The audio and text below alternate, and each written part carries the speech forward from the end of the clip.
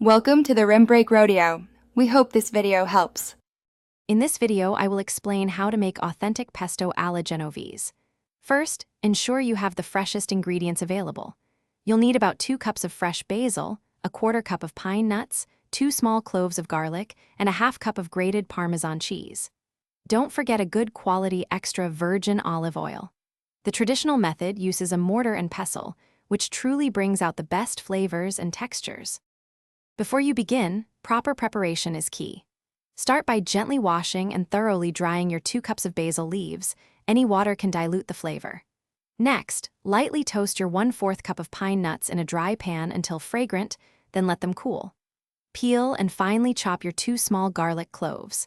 Finally, grate your cheeses, 1/2 cup of Parmigiano Reggiano and 2 tablespoons of Pecorino Sardo.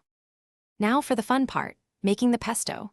In your mortar, combine the chopped garlic and toasted pine nuts. Grind them together until they form a smooth paste. Gradually add the basil leaves, crushing them against the sides of the mortar until they are well bruised and incorporated. Next, mix in the grated Parmigiano Reggiano and Pecorino Sardo. Slowly drizzle in about 1/2 cup of extra virgin olive oil, stirring constantly until you achieve a creamy, emulsified sauce. Your authentic pesto alla Genovese is now ready to enjoy. It's absolutely perfect tossed with your favorite pasta, spread on crusty bread, or even as a topping for grilled vegetables. If you have any leftovers, store them in an airtight container in the refrigerator, making sure to cover the surface with a thin layer of olive oil to prevent browning.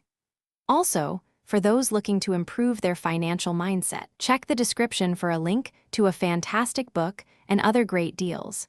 You can also freeze pesto in small portions for up to 3 months. Thanks for watching. Consider subscribing if we helped you.